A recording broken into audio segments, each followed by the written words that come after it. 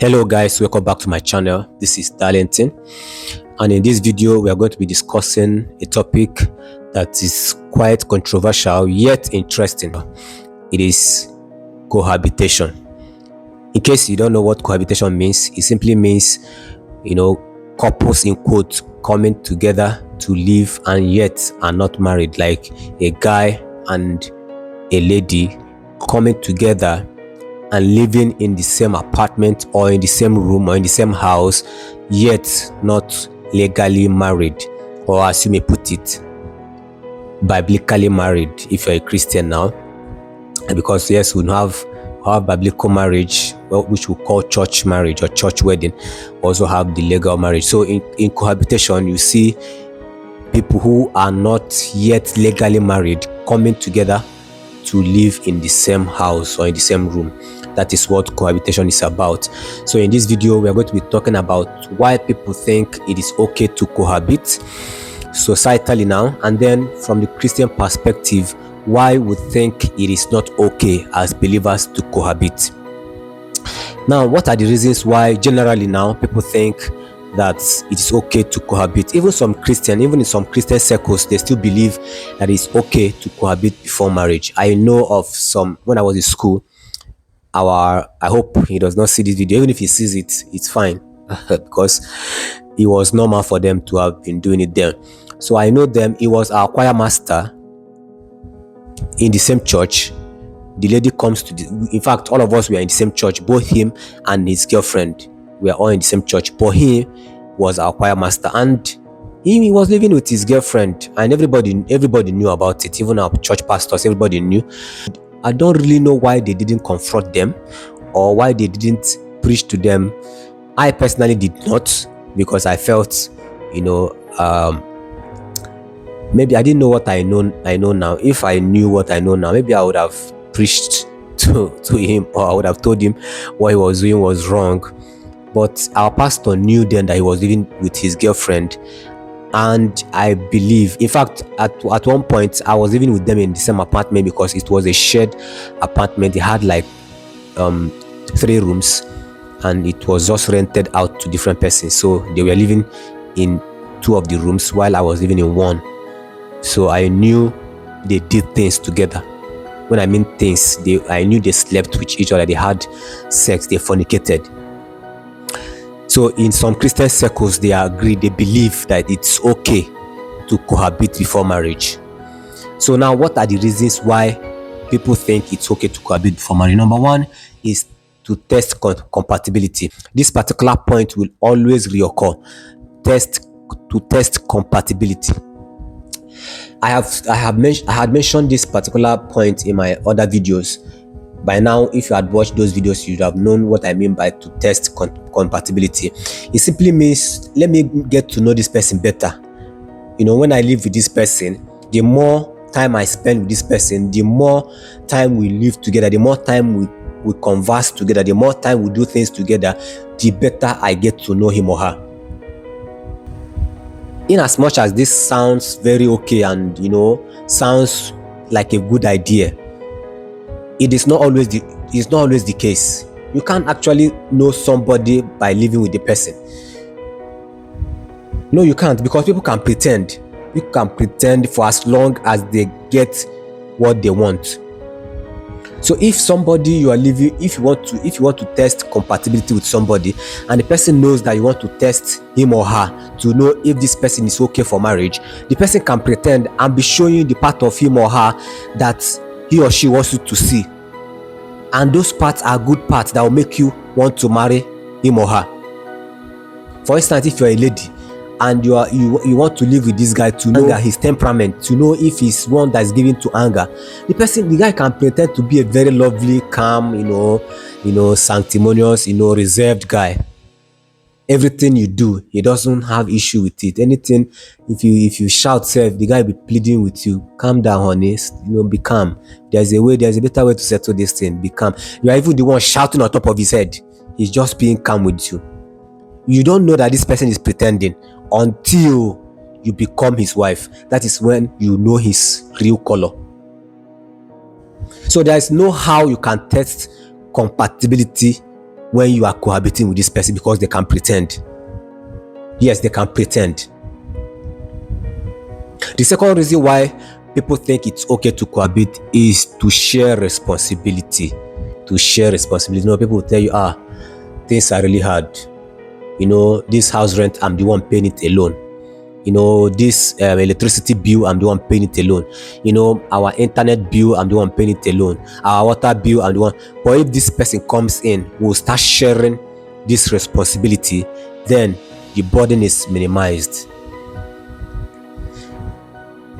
Guys, do you think that this is a good point? Personally, I've reasoned it. I don't think it's a good point because, when you are living with this person, you guys will eventually start buying things together. For instance, you buy a car, you might eventually buy a house together, you buy maybe a land, and in those documents, you have your names and you're not married.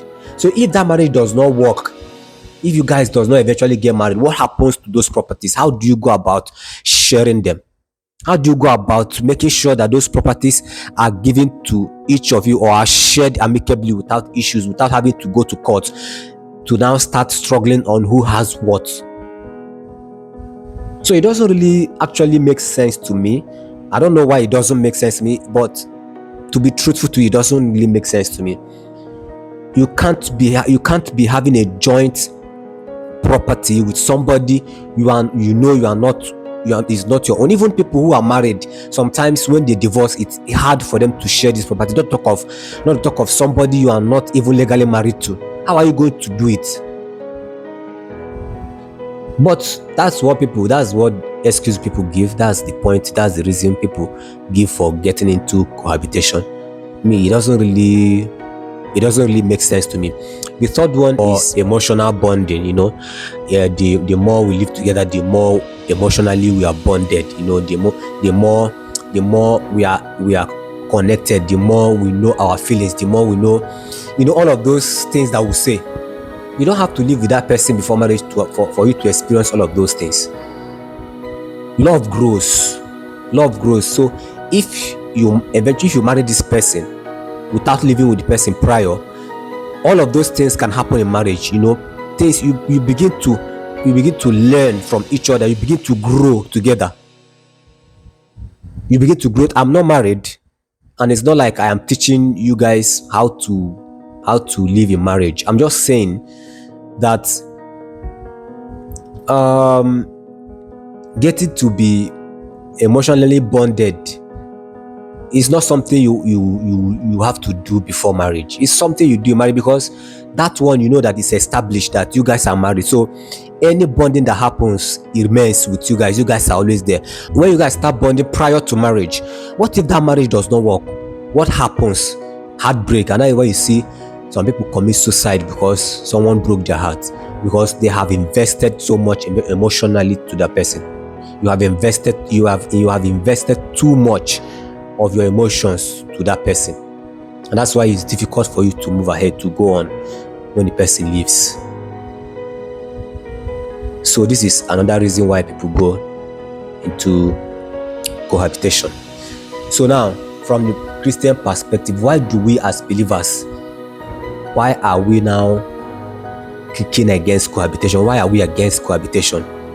For some of us who are against it, personally I am. I don't think we should cohabit before marriage.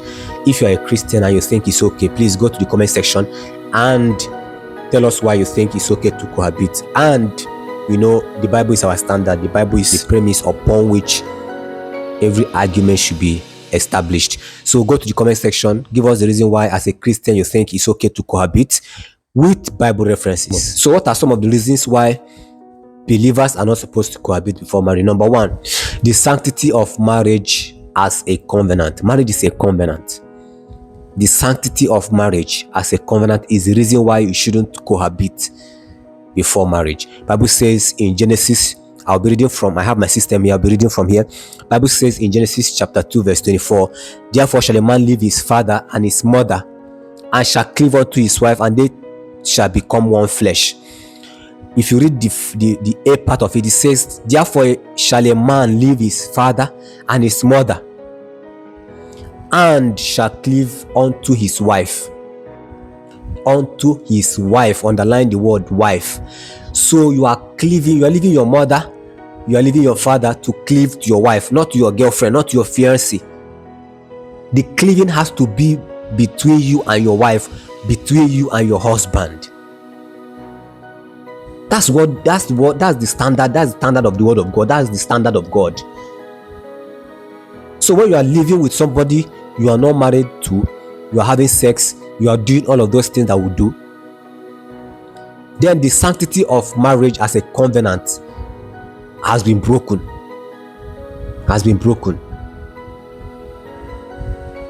The purpose for which marriage was instituted has been defeated. So it says that a man shall leave his father and his mother and cleave unto his wife, then they two shall become one.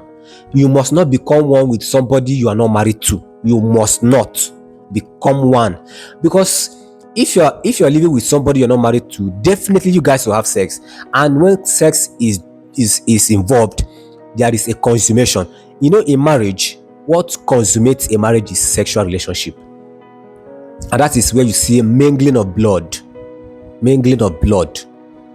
There's a mingling of blood from this person, from this other person, and then that is where they become one. The life of a man is in the blood. So when that blood intermingles, that is where the oneness comes in. So when you are living with somebody you are not married to and you guys are having sex, then that sanctity is defeated. You shouldn't live with somebody you're not married to, because definitely there will be sex, and then when there is sex, it's as though a marriage has been consummated. Meanwhile, it is not. So this is one of the reasons why we shouldn't, as believers, cohabit, to maintain the sanctity of marriage. Maintain the sanctity of marriage as a covenant. It's a covenant. The number two reason why, as believers, we are not supposed to cohabit is to maintain purity and holiness. Yes. Bible says in 1 Corinthians 6:18-20, it says, flee fornication. How do you flee fornication? You know that living with somebody you're not married to will eventually lead to fornication. It will lead to fornication, brothers and sisters. Like I will always say, you're not a strong man. You cannot live with somebody you love and you guys will not have sex. Is a lie. Sometimes this emotional attachment is further enhanced through sex. Let's even say, without conceding, that cohabitation is okay, and you say you want to stay away from fornication. Are you hearing me now? You say you want to stay away from fornication, you want to please God by not fornicating, and let's assume without conceding that cohabitation is okay. How do you intend to live with that person without fornicating? And you know you want to run away from fornication. How do you want to just oppose these two things? It's not possible. And I'm not here to judge anybody. It's not for me to judge anyone, but I'm just saying as it is. Do you know that before I give you the next point, do you know that some studies have been carried out, and those studies shows that couples that cohabited before marriage, their divorce rate is higher with 20-40% than those that did not cohabit before marriage. And you say you still want to do it. And I'm not saying that if you cohabit before marriage, that your marriage will just all of a sudden collapse. No, I'm not. That is not the point we are trying to make. The point is that this is the studies that have been carried out. To do with the information with whatever you want to do with it. Bible says in Hebrew 13:4 that marriage is honorable in all, and the bed undefiled. So if you're living with this person and you guys are having sex, you already defiled the bed that is supposed to be undefiled before marriage. That's why it's as though we are kicking against it as believers. So if you're a Christian watching this video and you are cohabiting, please have a rethink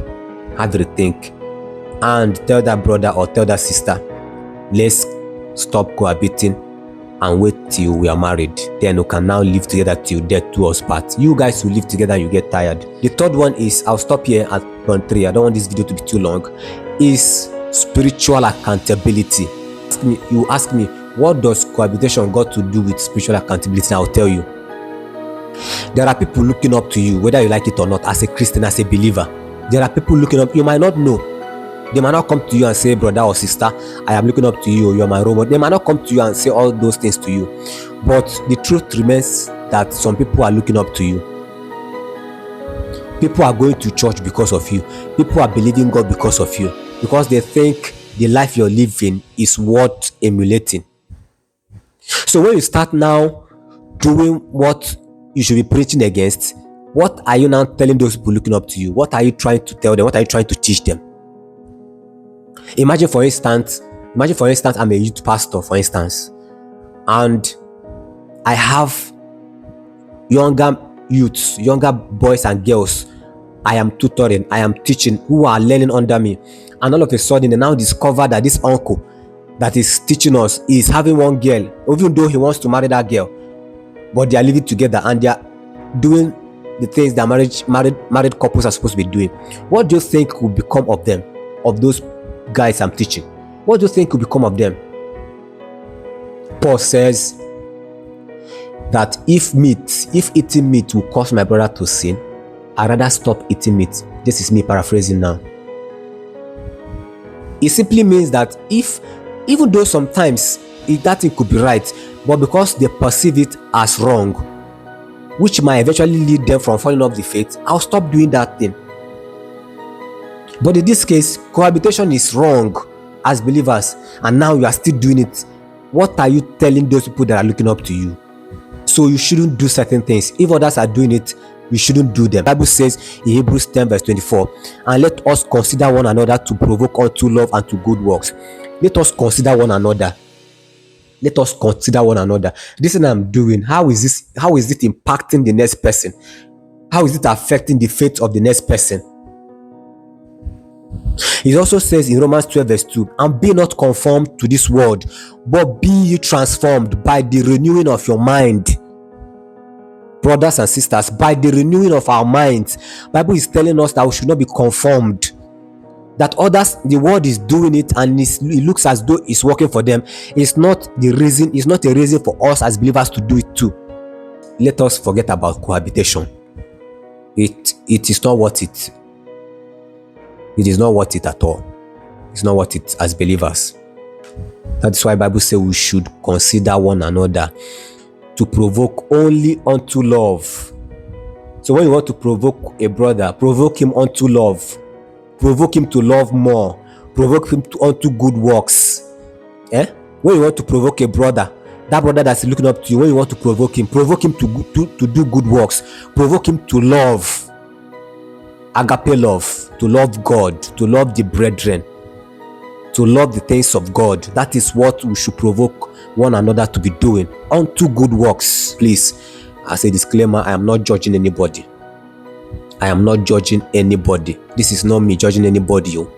I'm just saying from the scriptures what the Bible has outlined, that it is wrong for us to cohabit. God is helping all of us. God is helping all of us, and the only thing we are pursuing is perfection. Nobody is perfect. Well, I wouldn't say nobody is perfect. I think we have our fathers who have attained some level of perfection. But for us who are still babies in the race, God is still helping all of us. And my prayer is that we all will receive help of God, so that we'll start doing those things that pleases Him. And one of those things that pleases God is that we'll stay away from cohabitation.